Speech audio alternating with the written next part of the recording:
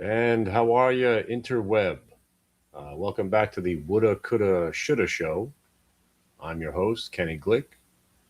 And if you were with us earlier, this wouldn't be the Woulda, Coulda, Woulda show. This would be the You're Short the Q show, as well as Silver show, as well as all the other lovely trades that we took this morning. So, but for now, I guess this name of the show stands as the Woulda, Coulda, Shoulda show, or the I'm afraid you missed it. So somebody just asked the question, is it too late to short the Qs? It all depends on what you think's going to happen next, right? I think we're going to 582.50, maybe even today. So obviously I think it's still a good idea to short the Qs, but the easy money is where we're at. You want to take trades where you have risk reward in your favor, right? Where you have ease of use, ease of understanding. Your entry points should be where the risk reward is clearly in your favor. Shorting after a 1.5% fall, you're ripe for the market to squeeze and the short covering rally. So if you're not short already, you wait for a move to sell into because we're in a bear market. Palantir, if you hadn't heard the conversation, we were waiting to see what had happened today. If Palantir rolls over, we're in a bear market. And if you don't want to believe it, the entire market's been rallying. The Qs still have yet to break all-time highs. Microsoft's beaten up. Most of the companies that have reported are the big QQQ related names. We got Google coming out. And if it wasn't for Apple today, the market, the Qs would be down at around 602.50, flirting with 600 on its way to 582.50 already. There's an exodus going on right now, right? And if you guys have been following my commentary online, I hope you have. I hate Bitcoin. I hate cryptocurrency. It's all garbage. It's all worthless. And now it's time for them to get their comeuppance, right? Because if you want to own worthless pieces of code because it's a safe haven, Bitcoin is nothing more than the QQQ on steroids. And as the Qs go, so goes Bitcoin. As Bitcoin goes, so goes the Qs. It's all tied together because we work in a very manipulative, rigged market. And if you trade the rigging, which is what we do, it takes the guesswork out of this whole equation. So let's say you were thinking about shorting the market today. Great. You know it doesn't really work too often because the market doesn't like to go down. But then it confirms by breaking VWAP, can't get over it, can't get over it. Rolls. Finally gets over it and then rolls again. These rollovers are confirmation of weakness.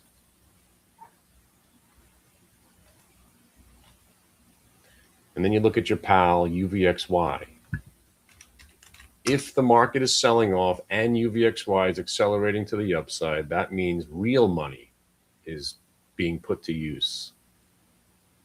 Selling is real, shorting is real. This is not just a sell off, a profit taking sell off. People are getting short now in a more aggressive manner. Will it last? Who cares? It is what it is. It's happening right now. So your job as a trader is to participate in what's happening right now. You're not thinking about what's going to happen tomorrow. You don't care about interest rates or the beige book or earnings reports. Once the earnings report is over, the stock starts to trade independently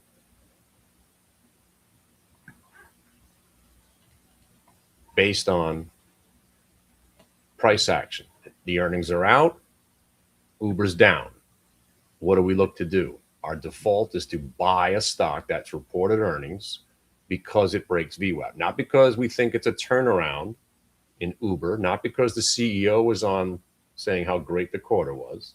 We know that algorithms are programmed because we work in a rigged market to buy stocks that are gap down on earnings if they break VWAP, blue line to orange line.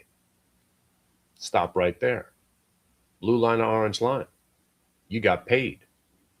So then the next thing you have to say to yourself is, well, damn, I wasn't up this early in the morning watching Uber report. Well, that's too bad because that was a wonderful trade.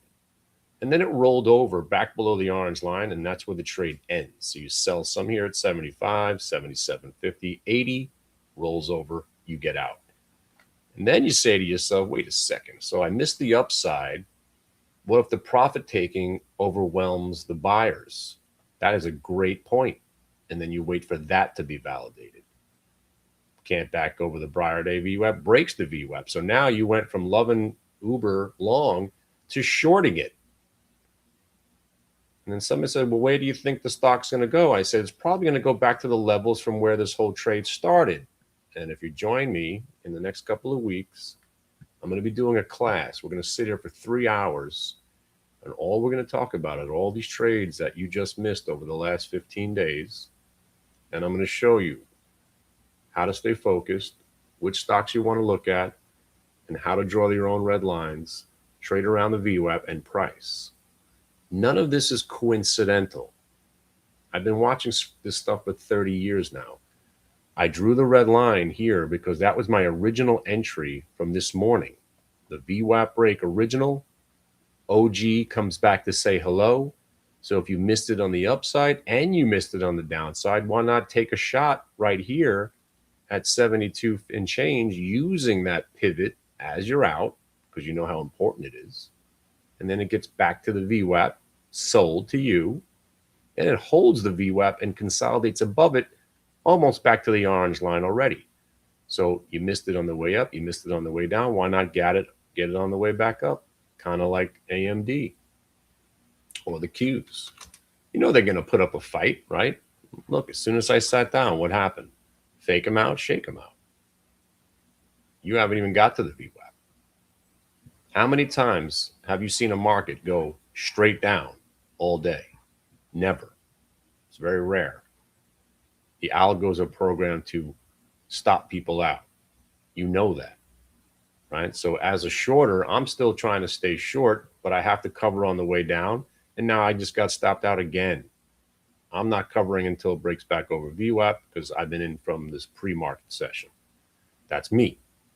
But if you're just looking for a reason to do something, you see the Qs break new lows, then they come right back. That's how you identify a new trade. Maybe you bought them at 607.50 and you're banging them out here at 609. And remind yourself, what are you trying to do? You want one good trade. There's hundreds to choose from every day. And the best ones to do is stay focused on stocks that reported earnings. That narrows your list down. So you went and checked Palantir. Hey, that was a great short yesterday. Let's see if it follows through. Oh, my freaking God. And then you check on PayPal. Man, that was kind of boring yesterday. Let's see what it's doing today. Oh, look, a nice faux show, bro. Ass crack VWAP break. I'm in. All that wasted time yesterday, validated today. Long trade, PayPal. Right? Maybe you're trading Eli Lilly. I don't know. You like big stocks? Well, you had a chance to short it, and then it faux show bros and breaks VWAP and rips their heads off. Or let's say you were looking at Alcoa, right? The only swing trade that I've made money on the last 30 years. And then it rolls over and breaks 1 minute and the VWAP, and that's where you say, hey, the swing trade is over. Maybe I go short because it's a 1 minute multi-day VWAP reversal. I heard that trade works out a lot. You don't need a scanner. You don't need to overtrade. You need to stay focused on 5 or 6 symbols and then go check whether or not they're setting up around that parameter. So let's say you traded Rambus long yesterday. I know you did, 92.50, right? So you said, all right, give me a reason to buy Rambus today. How about a fake them out, shake them out, VWAP break, 1 minute multi-day VWAP reversal? How about that? So all you got to do is go check on the 13 or 14 different names. And again, that's a pretty big list. Qs, silver, who reported last night, who reported this morning, and who reported yesterday or the day before on a trade maybe you've taken, like Disney Long, right? You made money on Disney Long the other day. Why not a fake them out, shake them out, VWAP break? I like Disney. Who doesn't like Disney? Worked 3 days ago. Why not go back to it? Boom. This is not hard. VWAP and price action is the only way to do this. You have to understand that the market is rigged. It's not a debate, right? So you play the rigging. Every trade you put on is the exact same trade as you just put on, sometimes in the same stock, but the trade is always the same. Fake them out, shake them out, VWAP breaks, fake them out, shake them out, VWAP reversion, new high break rollover, finger of God, VWAP break. Every trade you put on, same exact trade, right? So why was I shorting AGQ today? Because I think silver's terrible? No, I love silver. But I walked in looking to buy silver, and the first thing I noticed was that, oh no, silver is already up huge. So then I said, well, forget that idea. I'm going to look for a reason to short silver. Got paid, got stopped out. Finger of God, get paid. This time it's a lot better than the first one. Got paid, covered here, covered here. Now we're still short AGQ with some ZSL to boot. It's the same trade over and over again. And it's awesome because you know what stocks you're trading.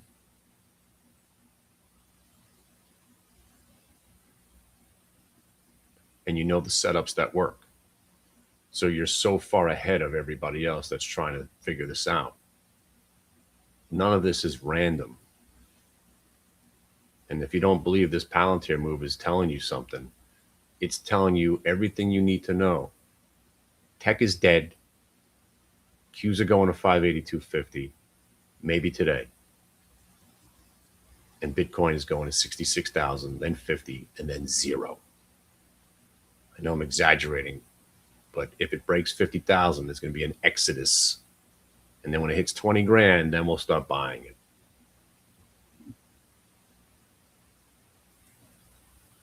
Where's Tom Lee? He ain't coming to your rescue today.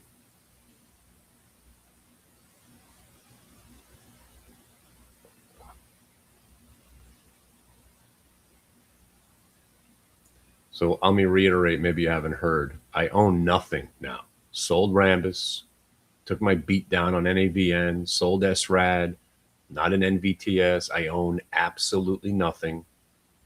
100% cash and a hoard of physical silver, which I'm hedging by owning ZSL and short AGQ. That's my life. I also have a trade that works every single time it shows up. I'm that guy now. I'm the guy. I'm finally the guy. Hey, Kenny, if you have a trade that works every time, why do you do anything else? I don't. Finally. It's taken me 33 years to finally say that. I'm never putting a swing trade on ever again. I don't care.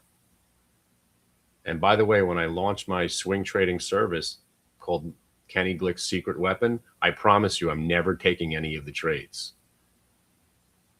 I've got 3 or 4 analysts. I'm going to bribe them for what they know, probably after I get back from Vegas. Literally going to bribe these guys because they get paid for what they do. They don't want to launch a service, but I think I want to do it because I know you guys love swing trading and I'm not good at it. And I promise you, part of the service is I'll never take any of the trades that I give out because then they won't work. I'm just cursed when it comes to owning stocks and swing trading. I stay in my lane. I make money trading, and here we are. And if we're ever going to try Glick's picks, if you were on the wrong side of some of the ideas today, you're freaking annihilated. Right? If you got the email late and you heard me loving Uber, and you bought it because you got an email, you're crushed now. Meanwhile, you come to the chat room, we're talking about being short, and you're thinking you just got scammed.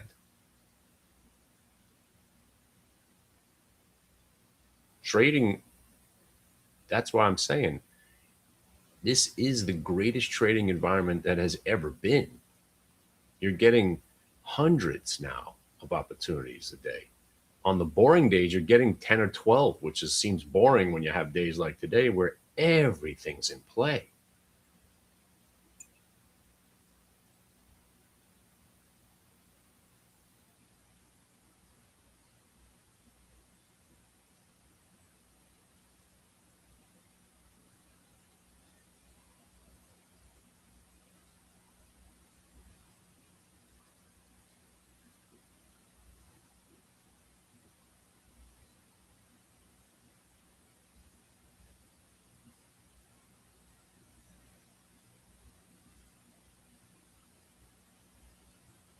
By the way, I don't really, again, the Bitcoin thing, right?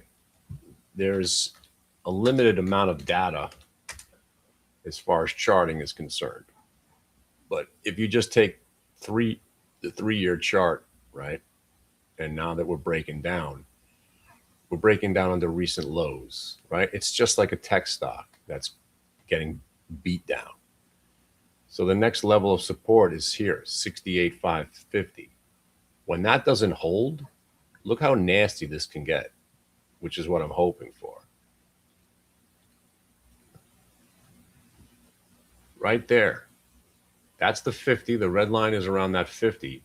That's where it's probably going to go. And then we'll see if all these people that are in from 70 and 75, because, again, the internet pretends that all these freaking Johnny come latelys about how, Bitcoin is the greatest wealth creator. Not for them.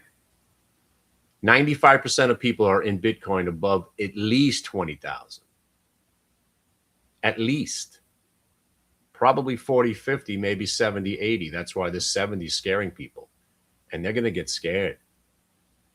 And then it's going to break down, and it's going to be at 50,000. And it's going to capitulate at 44,500.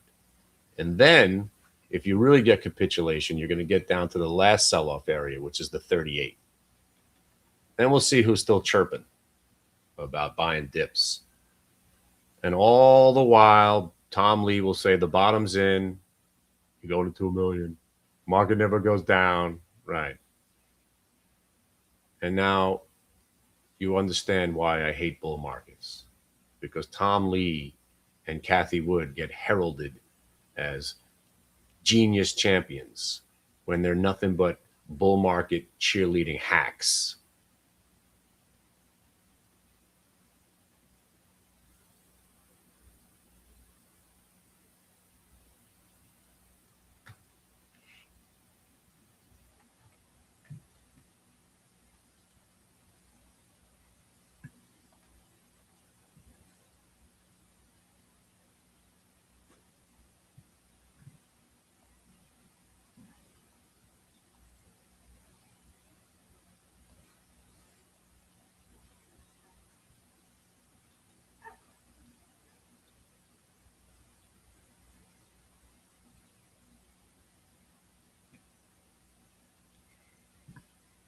Listen, most of the short's over for now. 610 got a 607.50. Majority of the short is over.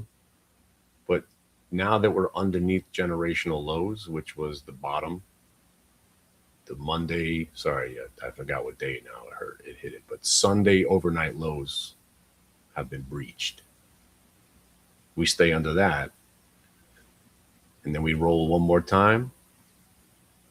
582.50. Sorry, now it's not. Sorry, it's not 582.50. Let me give you the exact price, right? Because it's been raised.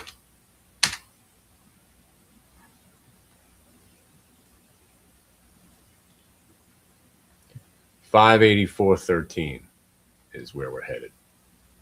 Capitulation to 555 and change.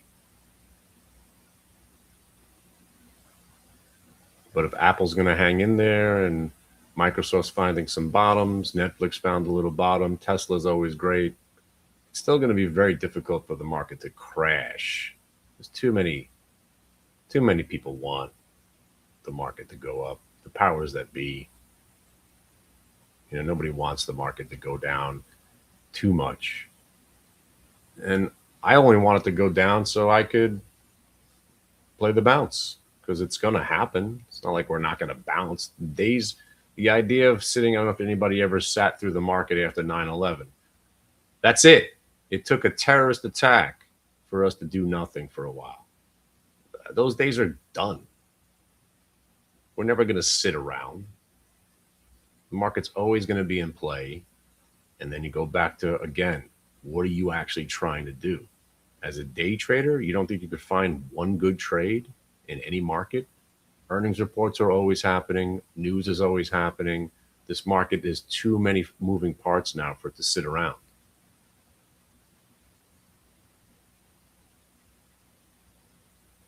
So if you're like me, all I care about, the action is the juice. What movie?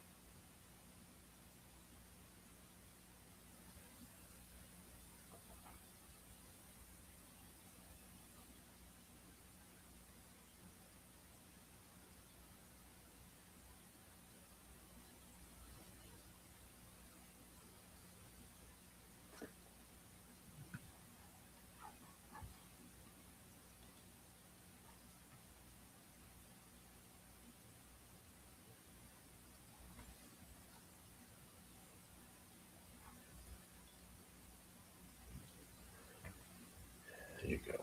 Vegas is February 23rd. By the way, I did a little preview today on TikTok. It's gonna be a religious event. I'm gonna be like the evangelistic preacher of VWAP. So make sure you sleep well, because I'm gonna be going rip roaring at 8:30 in the morning on Tuesday, and then we'll do a little meet and greet, and then we'll do a real session at 1:30 for some charts and whatnot. And then I'm going to get a massage. No, well, maybe that kind of massage. And then I'm going to chill. And then we're going out, and we're never coming back. So strap in, kids. Get your Bengay. Get your oxygen tanks. Get your Adderall, whatever you need.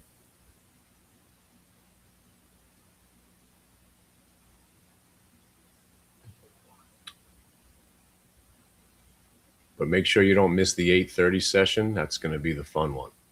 That's the one. VWAP saved my life. I'm going to tell the story about how this trade has changed not just the way I trade. It's changed my life. It's saved my life as a demented shorter who thinks the market could go down for any extended period of time. You know, again, I'm happy it worked again today. I'm not. If you don't think the market could go green today, please. If you don't think that today's low could be new generational lows, please. Every time you get excited, or me personally, when I get, oh man, we're definitely going down some more after this, we never do. I'm glad I'm right again today, but I'm always prepared to be wrong, especially as a shorter of the Qs. But it makes so much damn sense to me right now, but yet I still need to be validated. And I'll tell you this one more time. Oracle scares the shit out of me. Oracle is the indicator. That stock falling from 340 with no bid for 3 months. You're telling me this is a healthy market? No, we're ready to give way. 10% down, another 60 points to the downside on the Qs. Easy. It's only 10%.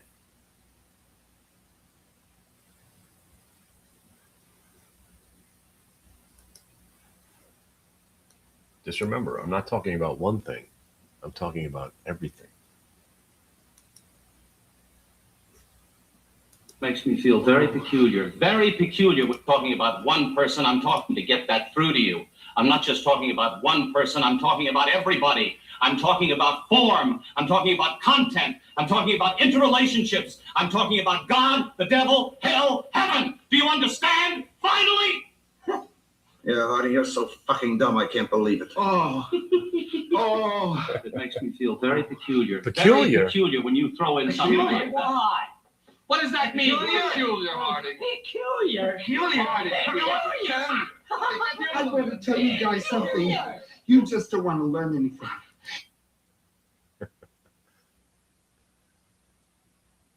Makes me feel very peculiar. So that's, my friend, that is that. This is this, and that is that. And it is and shall be forever and ever. What's up, y'all? So the reason I'm still doing this with any success whatsoever is I wait for the trade to either prove me right or prove me wrong. And that's why I'm the terrible swing trader, because I thought swing trading was more of, kind of waiting. You have to give yourself more wiggle room. But all my swing trades turned into be disasters. And if I just traded my swing trades as if they were day trades, I would never be in any of these stocks, because as soon as they go against me, I would dump them, which is what I should have done on this NAVN. I lost $10,000 on this piece of shit. For what? Because all right, I guess I gotta go see if it tests that $13. And then finally at that level, I was like, all right, I gotta start selling this before it gets terrible. Took some of the loss, and then I ate the whole trade. And look, it fell another 5 points since I took the hit. That would have been another 15 grand out the window. Because what? I want to own something? For what? So I can lose $10,000? Wow. That's exciting. Or I could just get in, get out. If I'm right in the next 20 minutes, I work the trade as best I can. Goes against you, you're done. Right now, I'm still short AGQ. Why? Because I'm in from here, and I've taken profit here and here. So now all these red lines are insignificant, because all I care about is the upper red line. I've already covered, regrettably, most of it right here, because when stocks get back to where they retrace to, I cover 50%. Down to the orange line, I'm done with another 30. Now I got 20% left. So now I just raise the stops to the prior high candles. And if I get out of the AGQ, good. Hopefully it rallies, because I love silver. But the short presented itself today, and I put it on.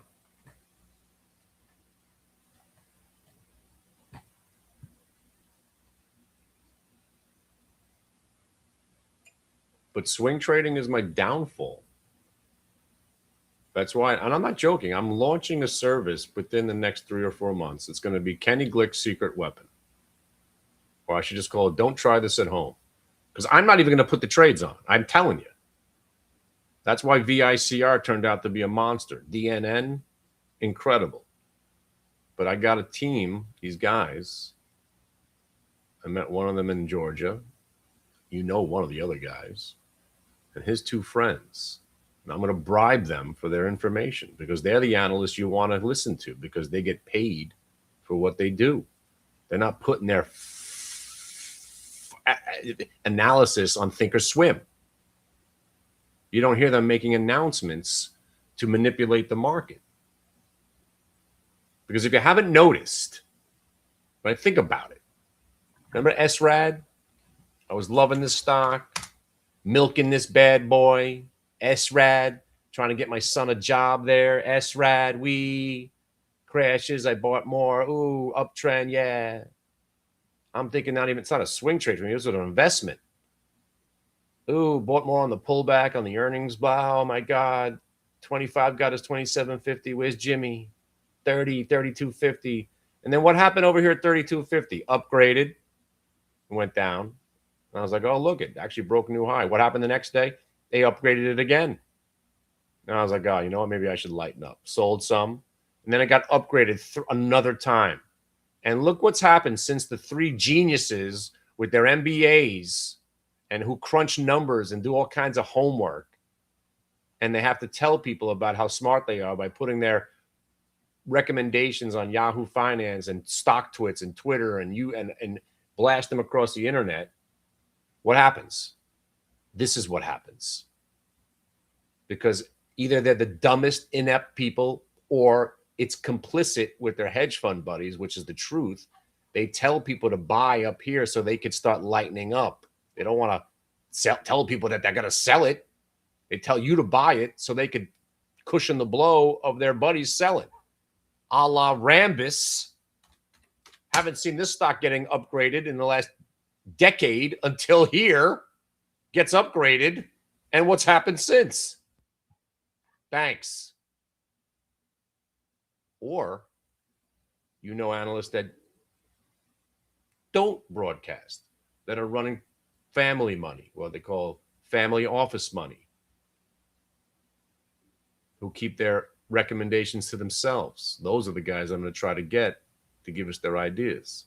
Because all I know is a couple of these guys that I talk to haven't given me a bad recommendation yet, which is very, very impressive. And I'm the most jaded, cynical, untrustworthy human being there is, especially in this industry. We got these guys obviously know what they're doing. Not me. I'm just going to be your conduit, which is also what we'll be doing in Vegas. The theme is I am just the vessel of the information. And I also want to make guru great again. That's the theme. I want to make the word guru great again, because that word has been shit on, tarnished, and just awful. You call yourself a guru in public, people ridicule you, because the industry has been destroyed by all these internet losers calling themselves gurus and trying to sell you shit. I want to make guru great again, because I truly am a guru. And I think I'm a guru. Wait till you meet Solid Jello, the true essence of gurudom, guru-ish, guru-ness. Sacrifices his time, his health, his well-being, his own money to help you guys on a daily basis. True essence.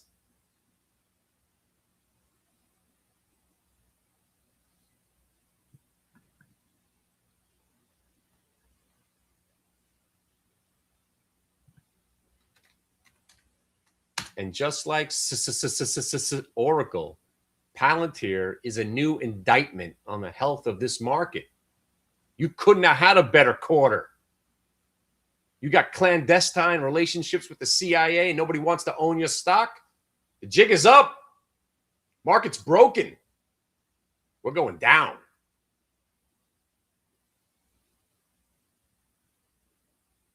AMD and Palantir just had massive earnings reports, and nobody wants it.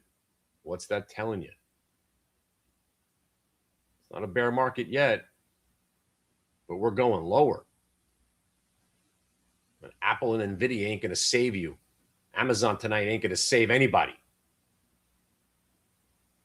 Bitcoin to zero.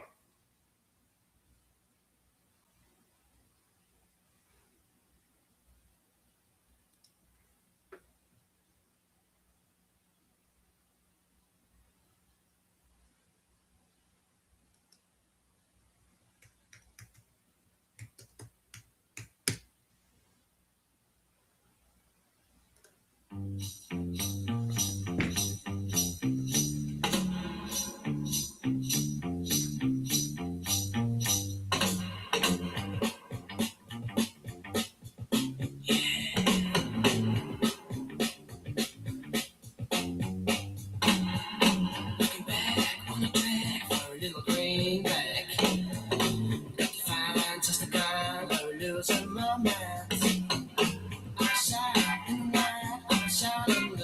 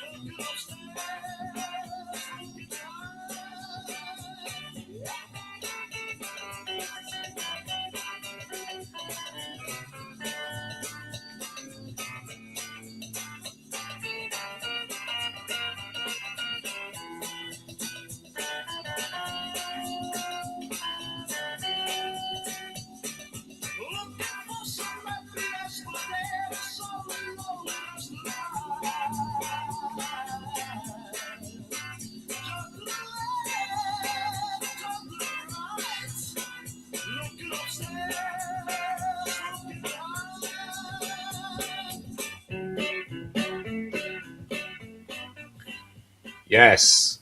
Yeah. My true nature is everything's going to zero, right?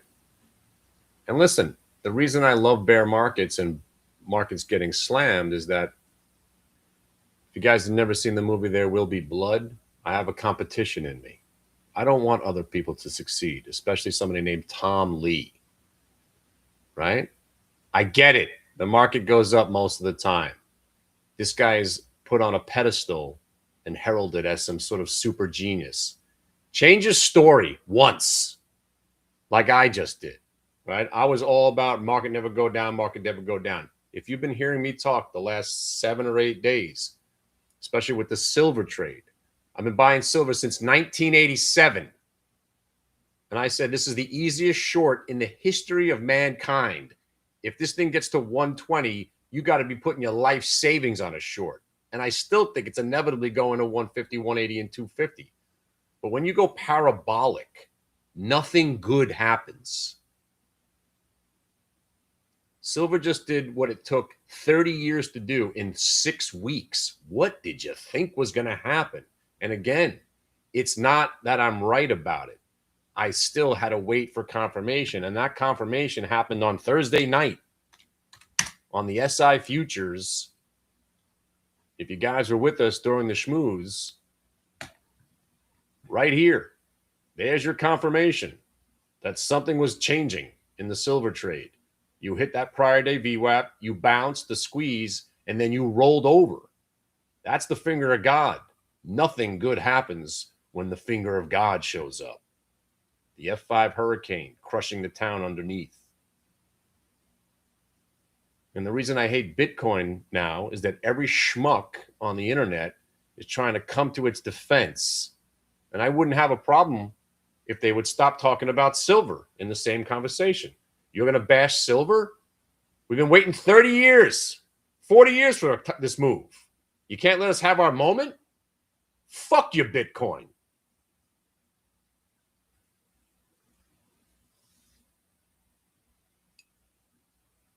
And when the mass exodus happens, it's across all asset classes right now. There's no safe haven. And when the Dow gives it up and the UVXY is above $45 this afternoon, there will be no tomorrow.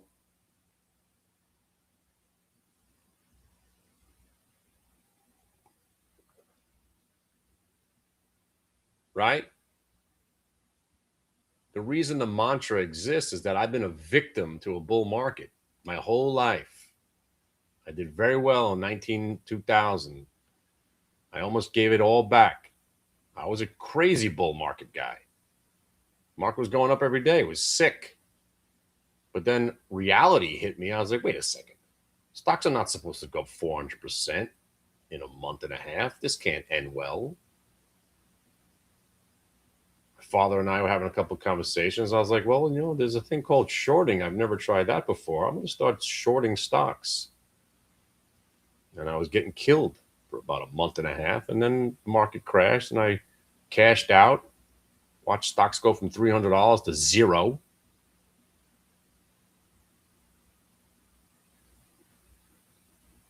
And being a shorter has been a pain in the ass. You know, I spent 3 years fighting the market, giving back stupid amounts of money.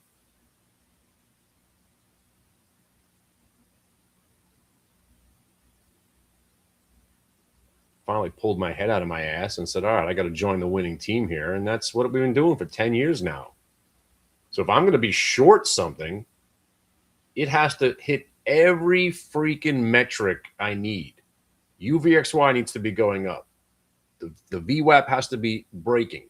You have to be back below prior day VWAP, back below prior day lows. We just broke generational lows as far as I'm concerned. The overnight Sunday lows. They held. And then they rolled over and they held again. Now we broke them. The market's broken right now. Bitcoin leading the way.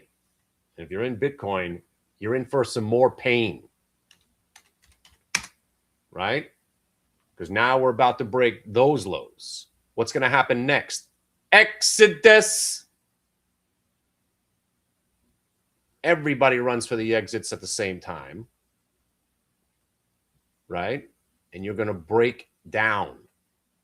while they're all trying to convince you that, oh, this is generational wealth creating. No, it was past tense.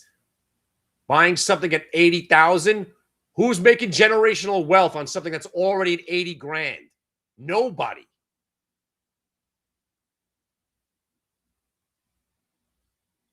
On its way to 68, then to 58, then to 50, and full-blown capitulation on this will be down here. When it breaks to 45, they capitulate it down to 38. Then I give you permission to start buying the dip on Bitcoin. Down another 50% from here. Good luck, Tom Lee. Good luck.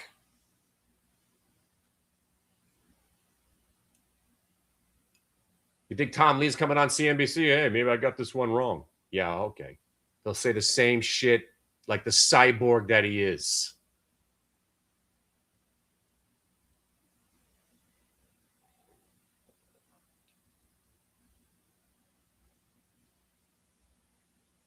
By the way, silver's going negative, people. Negative. Not covering. I got no choice but to be short AGQ. Not covering. I've already covered enough. Not covering any more of it. You gap something up in a bearish market, you look to short with reckless abandon. These are the days you get rich, my friends. Gapping up bullshit, fake gaps in a bearish market. These are the easiest trades. And then again, not what I think. You come in bearish today, you still want to wait for confirmation. Confirmation, reconfirmation, reconfirmation.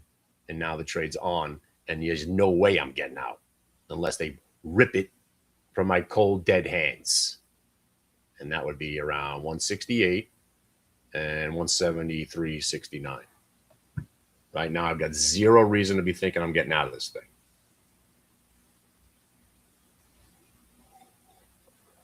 Tom Lee is a cyborg bull market cheerleading hack who's rewarded by the fact that the market doesn't go down. How's he feeling about it right now? Hemorrhaging cash.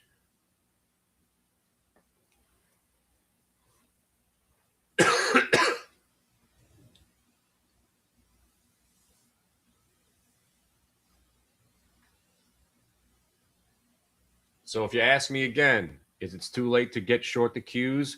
582.50, 555. So we still got about 55 more points to go.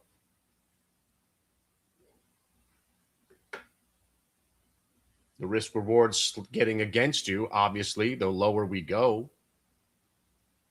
Once we broke generational lows, that was the last decent spot to short.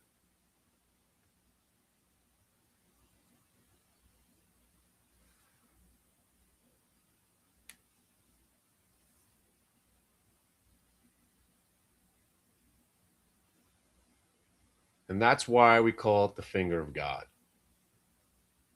When it rolls over, man, it's pointing down. That knuckle rollover, it's the same thing as the faux show bro. The knuckle rollovers, where it tries to rally and rolls, those are the weak shorts getting stopped out. Same as the weak hands getting stopped out on the long. When it breaks a new low, then it comes back.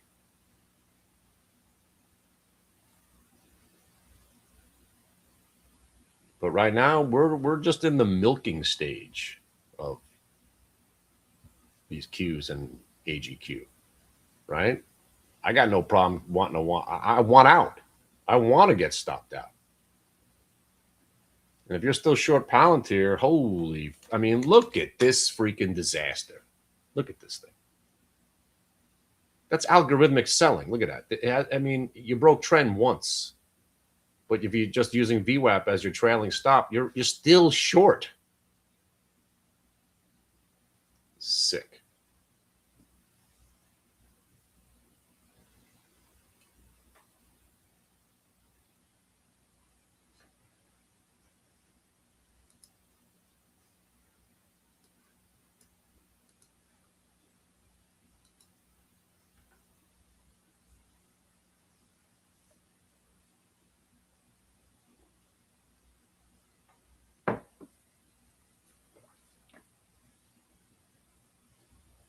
Now, listen, if you guys were with us yesterday afternoon, what happened? We were forced to cover, right? And inevitably, the Qs were a freaking awesome buy. We had a 200% gain on some options into the close yesterday.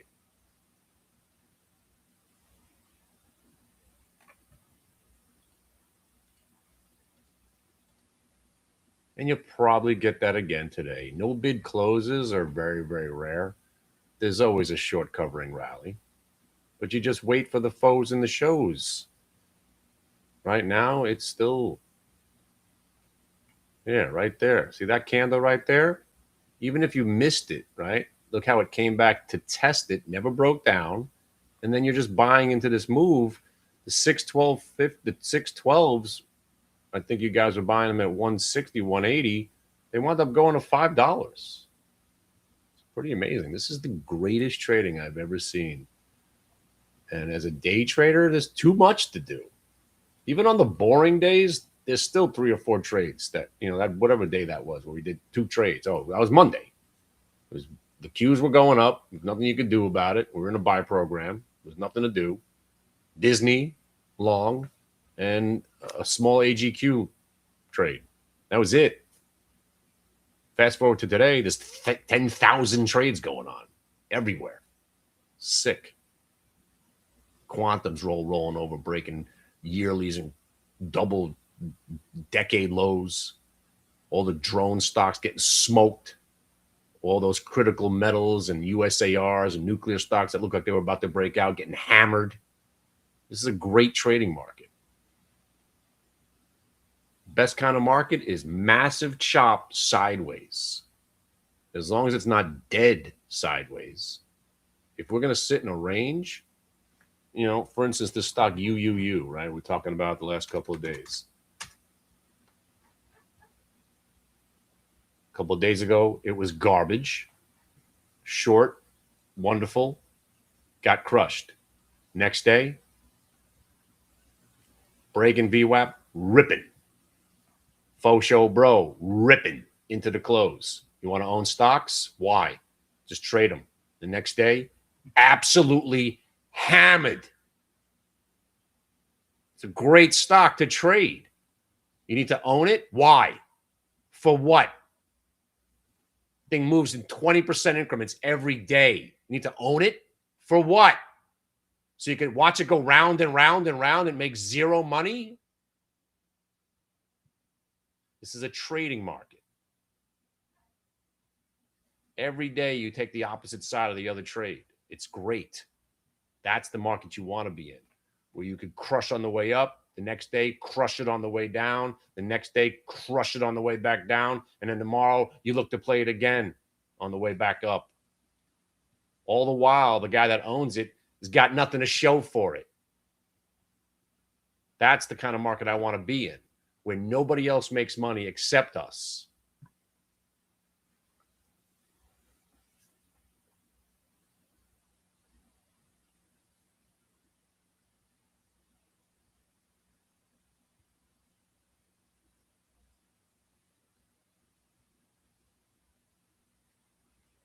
It's funny. They'll never roll out Tom Lee and ridicule him. But remember when when the market was going up every day and there's nothing you could do about it, they would wheel out the Tesla guy and he would talk about his short thesis on Tesla and they would make fun of him. They'd actually bring him on the show to basically ridicule him. Why don't they bring Tom Lee on? Now, how's that Bitcoin working out for you? How's this buying on dips working out on the tech sector, huh? They'll never do that. But they always make fun of the short people. Short people, guy. And speaking of staying stock specific, how you like some Disney, right? No, it didn't work the other day. So that makes it all the better to go check on it, because all the people that didn't make money on Disney, how about a faux show where the fake out, shakeout is prior day VWAP, back above the VWAP? You're risking a whopping 40 cents on a $105 stock. Woo!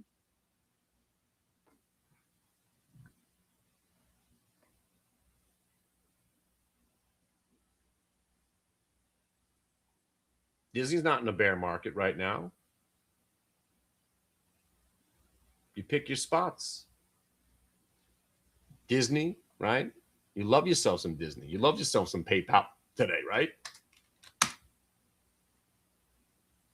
By the way, faux show, bro, VWAP break again.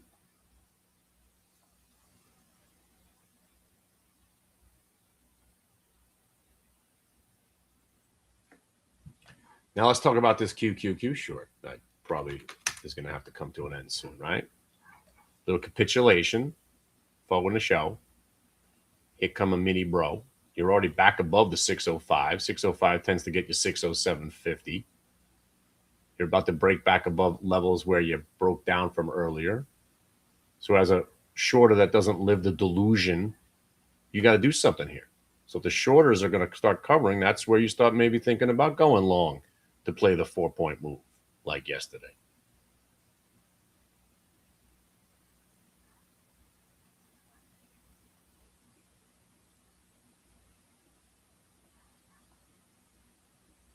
And by the way, somebody just pointed out UVXY. What did UVXY just do?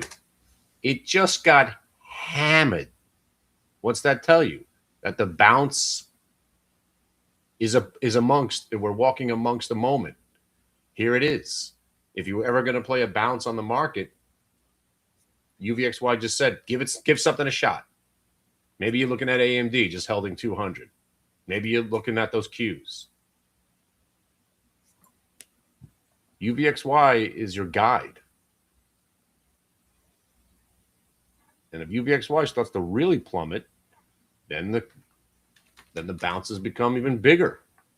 So right now, if you're still trading at 12 o'clock, the shorts are starting to get a little nervous down here. We've already won. I'm ready to get the hell out of this trade. Give me a reason. And that reason is basically right here.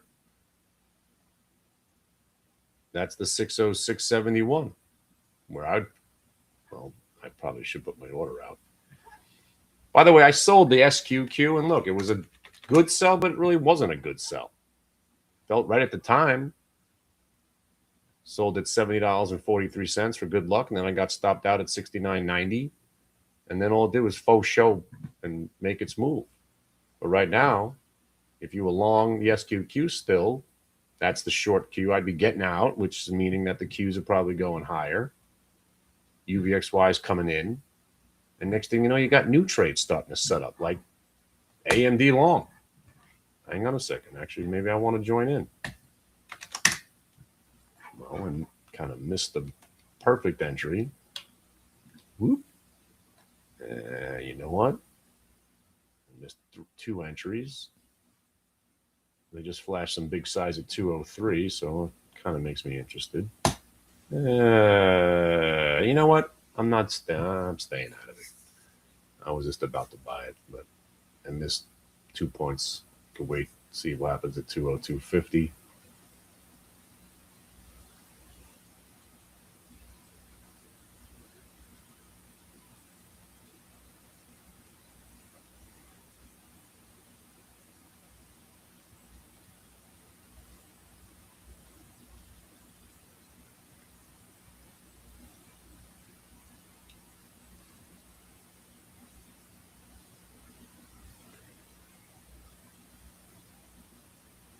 Just using it, day trading as an example, how many times you have to change your mind during the day, right? But the swing trader or the investor, it takes that much longer for them to realize or want to change their mind because they have that conviction, right? You believe, right? I don't. The only thing I believe in is what's actually happening, right? That's why I don't guess. So I don't care what happens tomorrow. Tomorrow will be a brand new day. I'll play the same setups, but I don't need to guess, right? So right now here, AMD just came back to 202.50, right? And it held, kind of. So now I know one thing, right? I can start managing my risk a little better if I want to buy it. So now let's go, right? So now you want to buy it. So now I'm in. Don't got to go crazy. I'm in. But I know a couple of things, right? I know if I'm wrong, and I'll give it a little more room than that. But now if I'm wrong, which I'm not going to be because I'm awesome, if I'm wrong, there's my wrong price, 202.30, which is very tight. Top of this range where it broke, 202.15. And then the bottom of this candle, 201.80. So now if I got 300 shares, that's my 3 stops. And now hope comes into play. I hope it goes up, right? Inevitably, it comes down to I hope something happens, right? It's got to break over that 303.13. But I do know what I'm going to do. Breaks here, I'm selling some. Breaks here, I'm selling here. Breaks here, I'm selling the rest. Breaks here, I'm looking to get paid. And hopefully it gets up to the 204, 204.65. Now there's nothing I can do about it, but wait.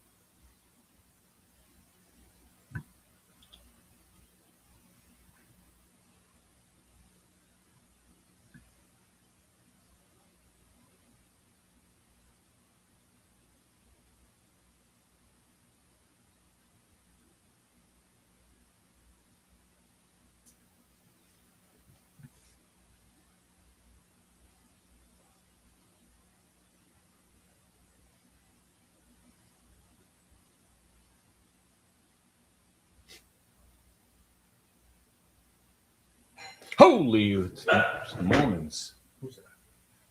Who's ringing?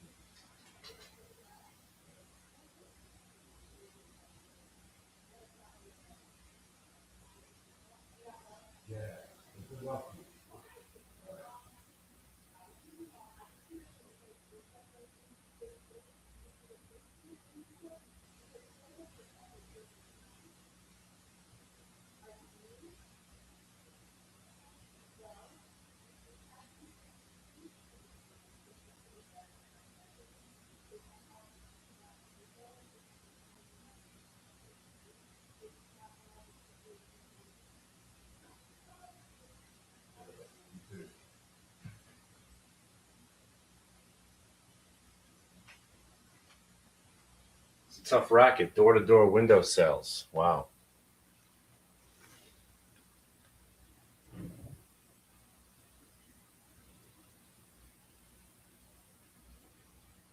You guys know about the guy that tried to sell me a roof a couple of weeks ago? That was a hoot. $53,000 to replace my shingles. Guy spent 2.5 hours at my house doing a dog and pony show. And then we negotiated it down to 43, and he thought he was going to get me to sign something. I was like, no, you could go now. But it's nice hanging out. Should have seen the look on this guy's face. It's awesome. Anyway, if you're in the AMD long, you need this to break right here, or else it's not going to work.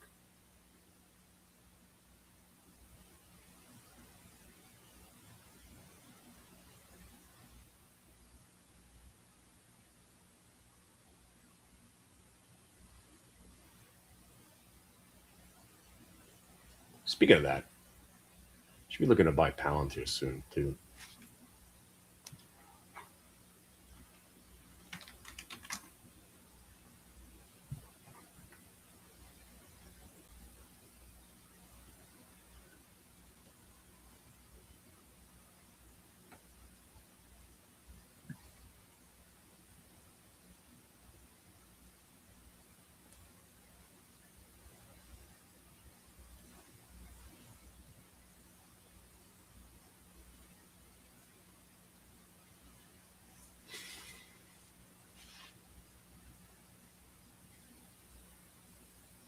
So listen, I think we're going to get a lot more to the downside in the next couple of days. So if you do say a prayer to the stock gods, you want the market to gap up tonight, roll over, break VWAP, break today's lows, and it'll be another very easy short. And we're not going to come back. So if we do get that tomorrow, or tomorrow, hopefully even better, we get a little bullish chop, convince everybody the worst is over, and then we follow through on the downside on a Friday. That's when all hell breaks loose. UVXY strong on a Friday. That's when you could get some real nasty, like a 3.5% no bid close, something that you only see twice a year. We're right here. I could smell it.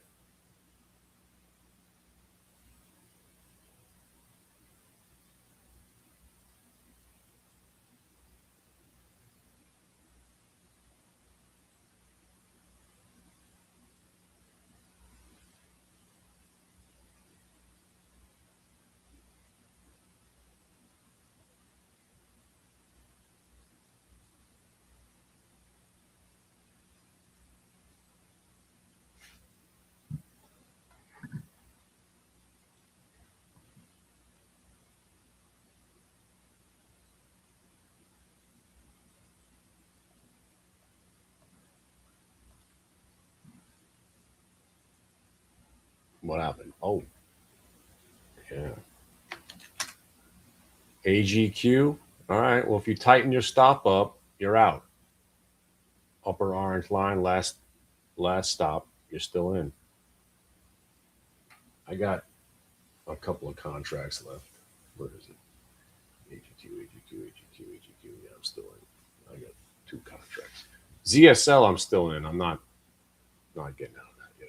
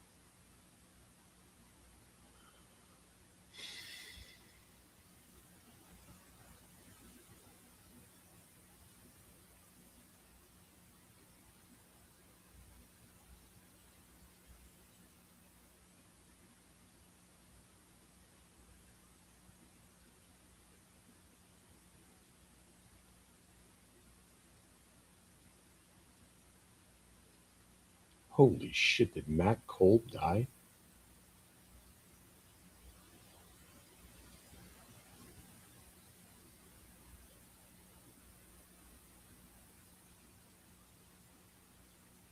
Holy shit!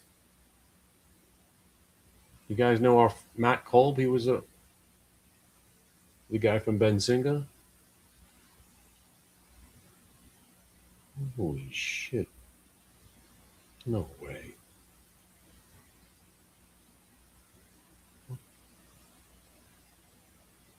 Oh my god.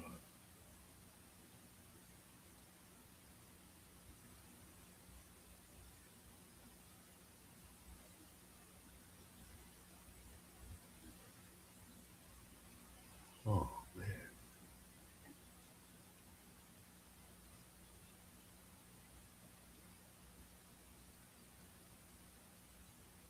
No.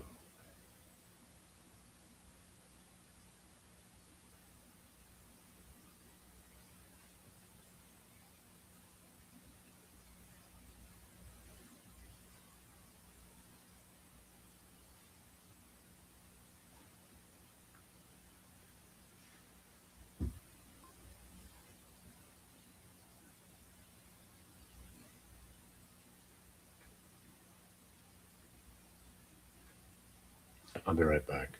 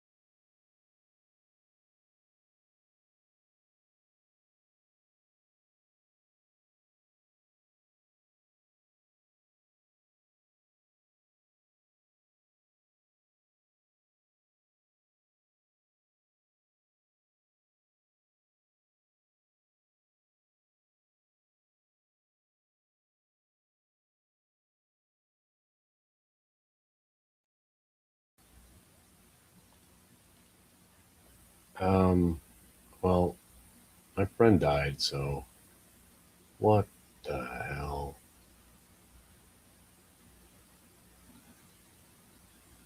Wow. This guy used to be the one. He worked with Joel and Dennis Dick back in the day. He was one of the first guys that actually was worked in the marketing department for Benzinga. Anybody know Matt Cole? Man, he's 44 years old.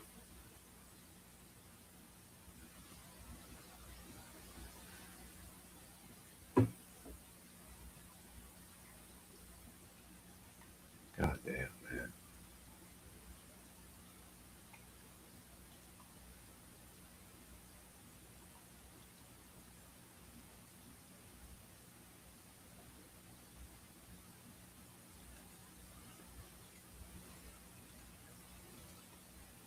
Hey, it turns out this guy, yeah, it's the Matt Cole that I know. This kid was 44 years old.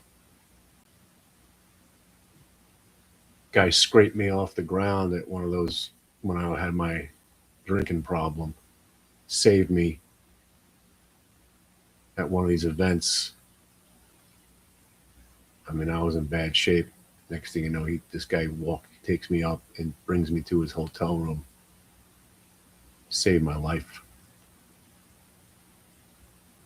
He had some. It turns out I thought he had he had something wrong with his intestines. I remember. Oh my god.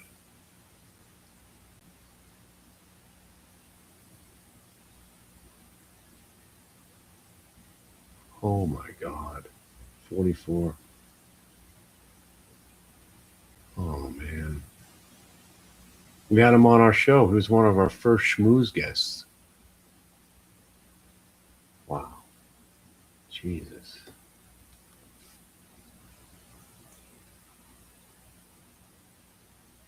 This guy literally saved my life that night. I don't know where the hell I was. I had a fucking drinking problem back then. Shit.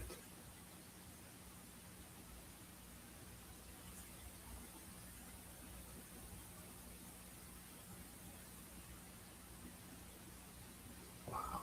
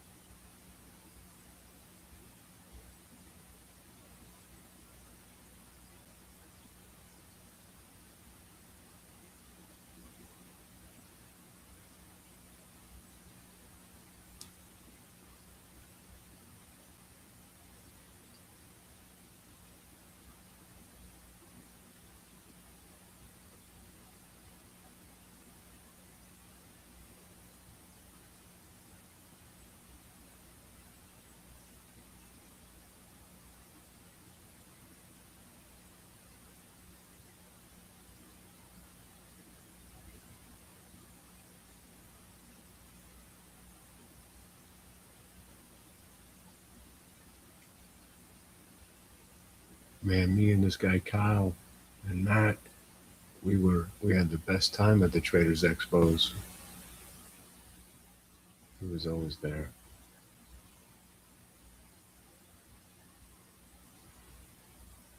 He was one of those guys that was so nice that you thought maybe he had like an ulterior motive. But he was just that kind of guy.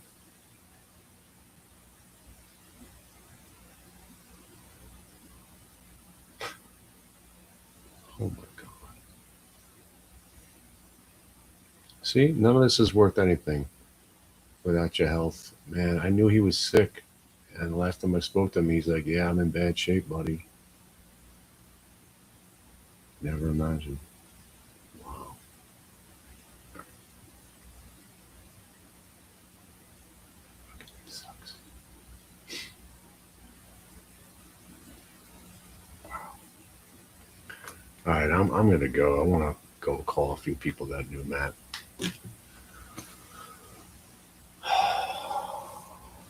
I'll see you guys this afternoon. Be careful out there.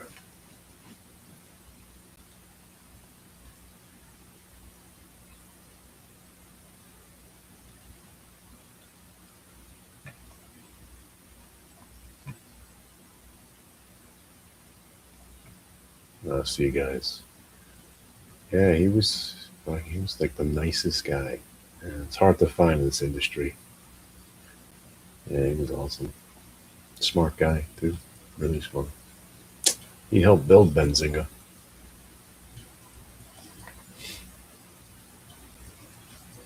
I'll see you guys later.